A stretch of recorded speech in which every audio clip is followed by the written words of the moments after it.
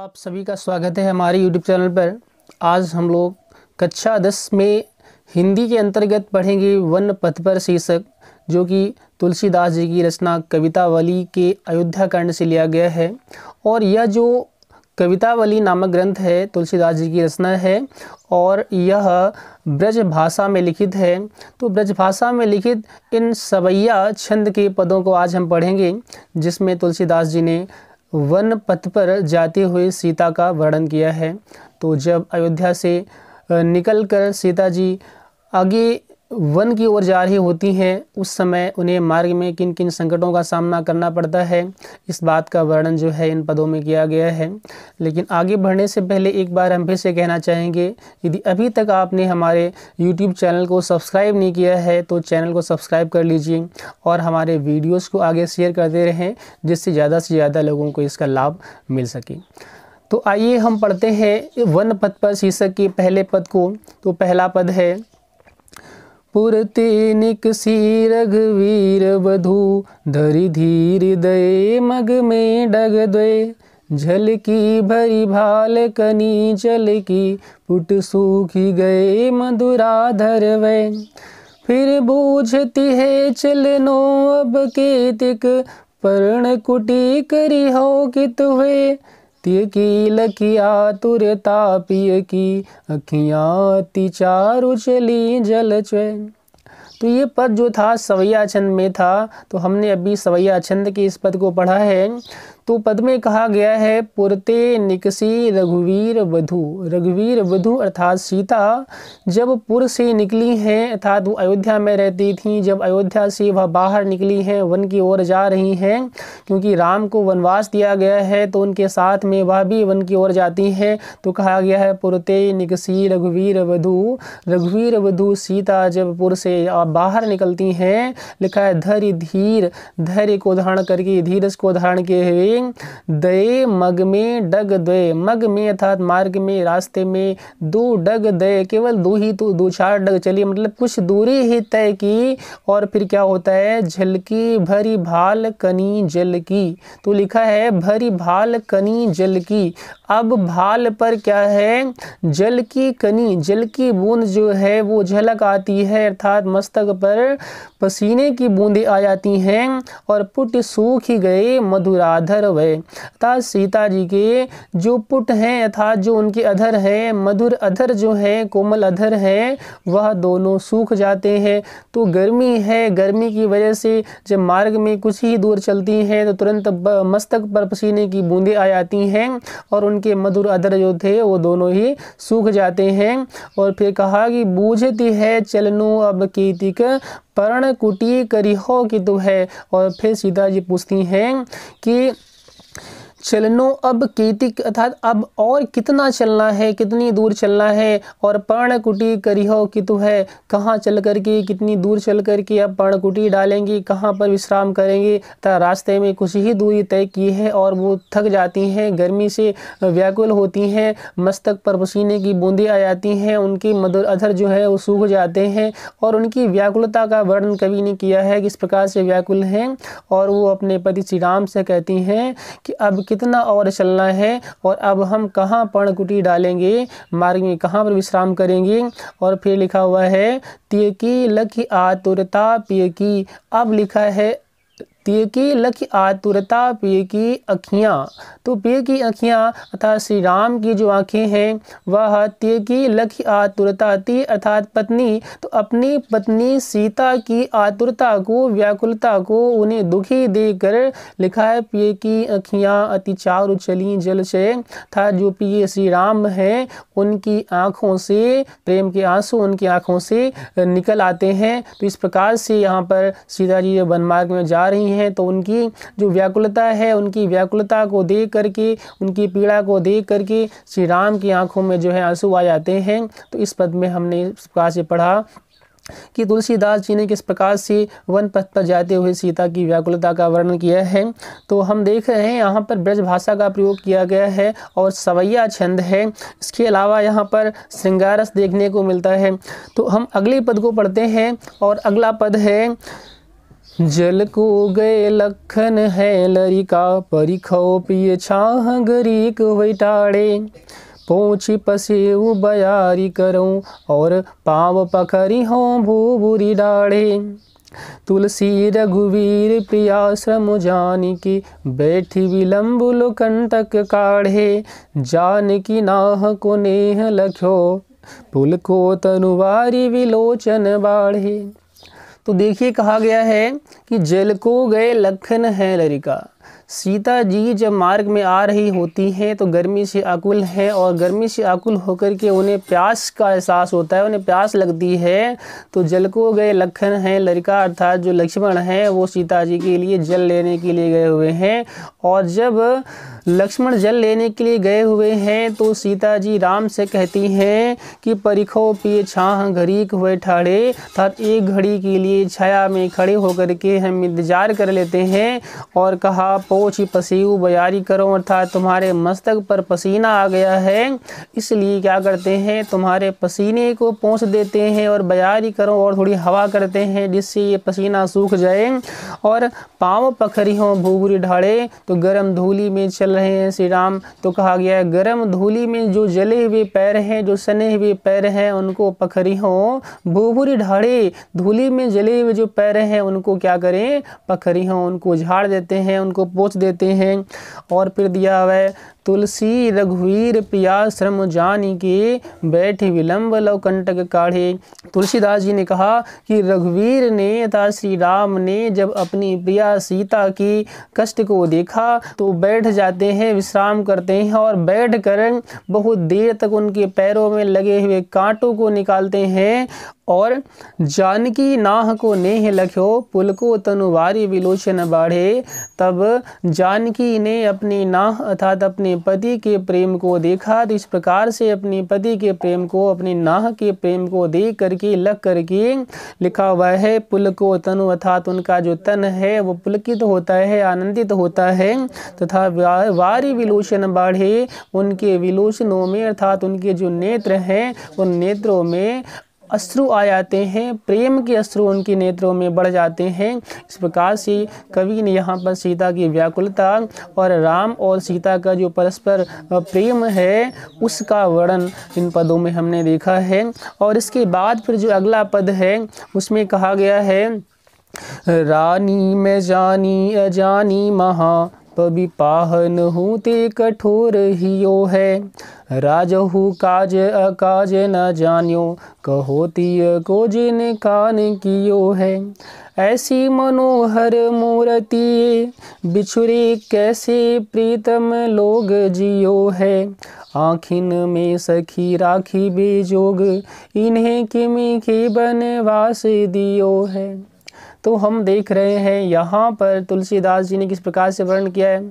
तुलसीदास जी कहते हैं कि जब श्री राम वन को जाते हैं तो मार्ग में एक गांव के पास से गुजर रहे होते हैं, और गांव की जो ग्रामीण स्त्रियां हैं वो श्री राम और लक्ष्मण और सीता को वन पथ पर जाते हुए देखती हैं, तो आपस में वार्तालाप करती हैं।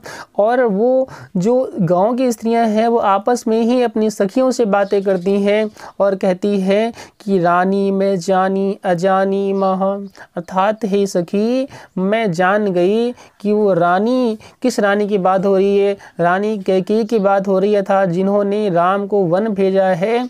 तो यहाँ जो स्त्रियां हैं वो कहती हैं कि सखी मैं जान गई कि वो जो रानी है वो कैसी है, अजानी महा, वो महाज्ञानी है, महामूर्ख है, अर्थात उसे कुछ ज्ञात नहीं है। और पवि पाहन हूँ ते कठोर हियु है, वो तो पवि पाहन है, वज्र है, पाहन के समान कठोर हृदय वाली है। और कहा राजहु काज अकाज ना जान्यो, कहियो तिय को जिन कान कियो है। और यहाँ पर वो साथ में केवल कैकेयी को ही नहीं बल्कि साथ में राजा दशरथ को भी दोष देती हैं और दशरथ को भी कहती हैं राजहु काज अकाज न जान्यो, अर्थात वह तो राजा है, उन्हें तो राजकाज मालूम होता है, उन्हें तो उचित अनुचित का ज्ञान होना चाहिए, लेकिन उन्होंने भी क्या नहीं किया, उन्होंने ने भी राज काज अकाज का ध्यान नहीं किया, उचित अनुचित का ध्यान नहीं किया। और कहियो तिय को जिन कान कियो है, अर्थात उन्होंने अपनी पत्नी की कही केवल बात मान ली। या इतने जो सुंदर हैं, इतने जो प्रिय लगने वाले इनके जो पुत्र हैं, उनको उन्होंने अपनी रानी के कहने पर वनवास दे दिया। और फिर कहा गया है ऐसी मनोहर मूर्ति, देखो तो इनकी मूर्ति, इनका रूप जो है कितना मनोहर है, कितना सुंदर है। और ऐसी मनोहर सुंदर और सुंदर रूप वाली जो ये इनके बालक हैं, तो बिछुड़े कैसे प्रीतम लोग जियो है, इनसे बिछुड़ करके इनके जो प्रियजन है, इनके जो प्रियतम है, इनकी जो माता पिता आदि परिवारिक जन है, वो भला कैसे जी पाएंगे। और फिर कहा आँखें में सखी राखे वे जोग, सखी क्या कहें, ये इतने सुंदर हैं, इतनी मोह लेने वाली इनकी मूर्ति है कि मन होता है कि इन्हें अपनी आँखों में बसा लें। सखी ये तो आँखों में बसाने योग्य हैं, आँखों में रखने योग्य हैं, इन्हें किमके वनवास दियो है। भला इनकी माता ने इन्हें क्यों वनवास भेज दिया, इनके पिता ने इन्हें कैसे वनवास भेज दिया, किस कारण से भेज दिया। इस प्रकार से गांव की स्त्रियां जो हैं उनके सुंदर स्वरूप को देख करके और उन्हें वन पथ पर जाते हुए देख करके दुखी होती हैं और अपने को उनके दर्शन करके धन्य भी मानती हैं। तो हम अब अगला पद पढ़ते हैं, देखते हैं अगले पद में क्या वर्णन है। तो इस पद में दिया हुआ है शीस जटा और बाहु विशाल, विलोचन लाल तिरछी सी भो है, तू निसरासन बान धरे, तुलसी वन मार्ग में सुटि सो है। सादर बारही बार सुभाय चिते, तुम त्यो हमरो मन मोहे, पूछती ग्राम वधू सिय सो, कहो सांवरे से सखी रावरी को है। तो शीस जटा और बाहु विशाल, अब यहाँ पर ग्रामीण स्त्रियाँ जो है वो सीता जी से कुछ जानना चाहती हैं, सीता जी से प्रश्न करती हैं इशारों में, और धीरे से बातें कुछ जानना चाहती हैं, पूछती हैं। तो कहती हैं शीस जटा, अर्थात जो अपने शीस पर जटाओं को धारण किए हुए, और उर बाहु विशाल, जिनका उर और विशाल, उर और बाहु जिनकी विशाल हैं, तो विशाल उर और विशाल बाहों वाले जो हैं, और विलोचन लाल, जिनके सुंदर लोचन कैसे हैं, लाल लाल दिख रहे हैं, और तिरछी सी भौं हैं, जिनकी तिरछी सी भौं हैं। तो इस प्रकार दिखने वाले जो हैं, और प्रकार तून सरासन बाण धरी, और अपने तरकस में जो बाण तीरों को और बाण को धारण किए हुए हैं, तुलसी वन मार्ग में सुटिसो है। तुलसीदास जी कहते हैं ये वन मार्ग में जाते हुए जो बड़े सुंदर प्रतीत हो रहे हैं। सादर बार ही बार सुभाय चितय, तुम त्यो हमरो मन मोहे, अर्थात ये जो बार बार तुम्हारी ओर देख रहे हैं, सादर अर्थात बड़े प्रेम से, और सादर बड़े आदर से, बड़े प्रेम से, सुभाय चितें, बार ही बार सुभाय चितें, यथात तुम्हारी ओर बार बार देख रहे हैं, तो हमरो मन मोह है। और ग्रामीण स्त्रियाँ कहती हैं कि तुम्हें इस प्रकार से जब वो बार बार प्रेम से देखते हैं, तो ये हमारे मन को मोह रहे हैं, अर्थात हमें भी आकर्षित कर रहे हैं। और कहा ग्रामीण स्त्रियों ने, पूछती ग्राम वधू सिय सो, कवि कहता है कि यहाँ पर जो ग्राम वधुएं हैं, अर्थात जो गाँव की स्त्रियाँ हैं, ग्रामीण स्त्रियाँ हैं, वो क्या करती हैं, पूछती सिय सो, सिय से पूछती हैं कि कहो सांवरे से, अर्थात सखी रावरी को है, हे सखी ये बताओ ये जो सांवरे से दिखने वाले हैं ये तुम्हारी कौन है। अर्थात पूछती हैं कि जो सिर पर जटाओं को धारण किए हुए हैं, जो तरकस में तीर लिए हुए हैं, धनुष को धारण किए हुए हैं, जो तुम्हारी ओर बार बार प्रेम से देख रहे हैं, और ये सांवरे से दिखने वाले तुम्हारे कौन है। इस प्रकार से ग्रामीण स्त्रियों ने सीता से उनके बारे में जानने का प्रयास किया। और फिर कहा गया है अगले पद में, सुनी सुंदर वैन सुधार से सानी, सयानी है जान की जानी भली, तिरछे करी नैन दिसै न तिन्हे, समुझाई कछु मुस्काई चली, तुलसी तिहि अवसर सुहै सभे, अवलोकति लोचन लाहुअली, अनुराग तडाग में भानोदय, विगसे मनु मंजुल कंज कली। तो दिया है सुन सुंदर वैन सुधा रस साने। अब सीता जो है जब उन्होंने सुधा रस में सने हुए अर्थात बड़े प्रेम के वचनों को जब सीता ने सुना, उन ग्रामीण स्त्रियों ने जो पूछा बड़े प्रेम से, तो उनके प्रेम भरे वचनों को जब सीता ने सुना तो कवि कहता है सयानी है जानकी। तो जानकी बड़ी सयानी है, चतुर है, समझदार है। और क्या क्या उन्होंने लिखा है, जानी भली, उन्होंने उनकी बात को भली प्रकार से जान लिया, समझ लिया कि ग्राम मध्य में था जो ग्रामीण स्त्रियां हैं ये हमसे क्या जानना चाहती हैं, क्या पूछना चाहती हैं। तो कहा तिरछे करी नयन दे सैन तीन है। तो उन्होंने क्या किया था, सीता ने क्या किया उनको उत्तर देने के लिए, तिरछे करी नयन था, नयनों को तिरछे करके, और दे सैन तीन है, उन्हें इशारा दे करके, उन्हें संकेत दे करके, समझाई कछो मुस्काई चली, कुछ समझा करके, अर्थात उन्होंने नयन तिरछे करके संकेत के द्वारा ही कुछ समझा करके, कुछ बता करके और वो आगे चल देती हैं। अर्थात उन्होंने अपने मुख से कुछ नहीं कहा, केवल संकेत के द्वारा ही बता दिया कि ये हमारे कौन हैं।